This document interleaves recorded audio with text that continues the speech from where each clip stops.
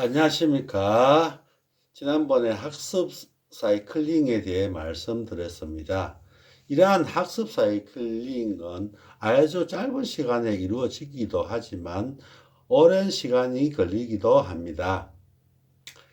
이러한 학습 사이클링이 주는 메시지는 생각과 생각을 연결하라는 것입니다. 프로젝트 학습도 결국은 생각과 생각을 연결하라는 것이라 생각이 됩니다. 또한 한 차시의 수업도 생각과 생각을 연결해야 할 것입니다.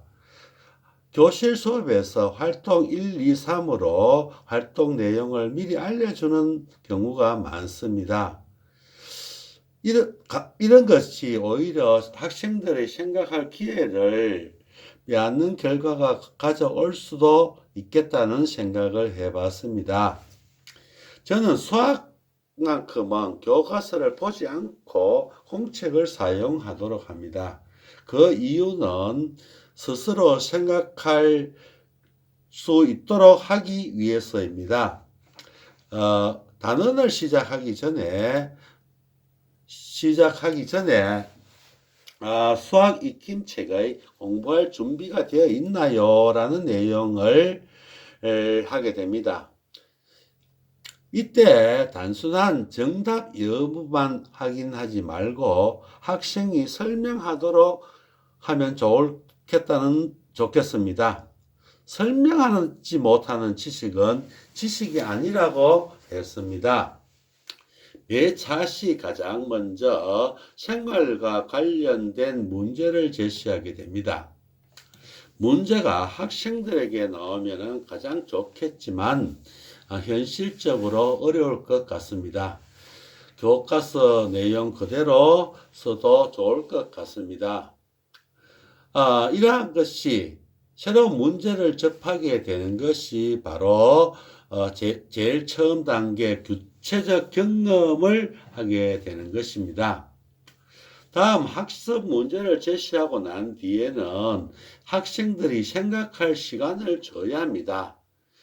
학생들은 그 문제를 보고 여러 가지 생각을 하게 됩니다. 즉 생각과 생각을 연결하게 되는 것이죠. 선생님이나 가르치는 분들은 학생들이 이와 같이 생각하도록 자극을 주어야 할 것입니다. 처음 이 문제를 보게 되면은 학생들은 2자릿수 더하기 2자릿수 경험을 떠올리게 될 것입니다. 그리고 2학년 때 배운 내용과 비교하게 될 것입니다. 2자릿수 더하기 2자릿수에서 3자릿수 더하기 3자릿수로 되었다는 것을 관찰하게 됩니다. 이때 지적 갈등을 느끼게 됩니다. 2학년 때 배운 것과 3학년 때 배울 내용을 비교하면서 자신감을 가질 수 있을 수도 있고 어려워할 수도 있겠죠. 이러한 지적 갈등 없이는 학습은 이루어지지 않습니다. 학생들의 감정은 다양하게 나타나겠죠. 그래서 선생님이나 부모님들은 학생들 이러한 부정적인 감정을 해소시켜야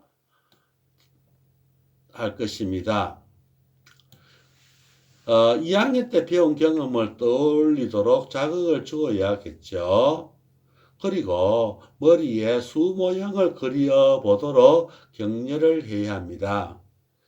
얼마 전에 저는 2학년을 가르쳐 본 적이 있습니다. 수 모형을 머리에 갖다 대면서 이것을 머릿속에 그려보라고 했습니다.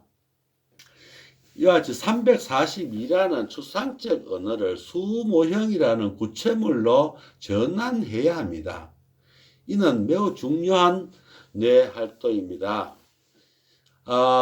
먼저 말씀드린 잘못된 수학 공부는 바로 이런 과정을 무시했기 때문이라고 생각합니다. 이러한 수 모양을 머릿속에 그려보아야만 어림을 할 수 있을 것입니다. 바로 성찰적 관찰이 이루어지는 것입니다. 그 다음 어림해 보도록 합니다.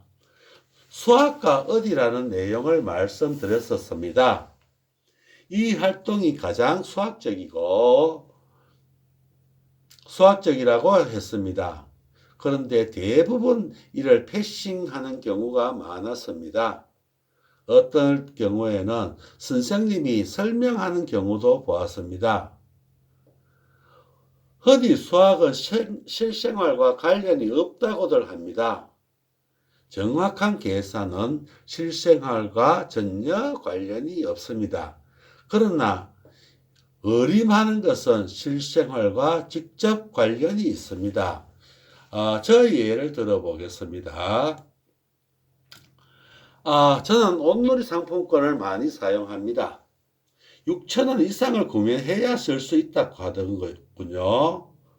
그래서 어떤 물건을 1,520원짜리와 2,450원짜리를 샀습니다. 어림해보면은 6,000원이 안 됩니다. 저는 온누리 상품권을 빨리 쓰고 싶습니다. 어떻게 해야 할까요? 라면 한 개를 더 삽니다. 정확한 계산은 기계가 할 것입니다. 저는 돈을 셀 필요도 없습니다. 카드가 있으니까요. 이와 같이 정확한 계산은 우리 실생활에 필요가 없습니다.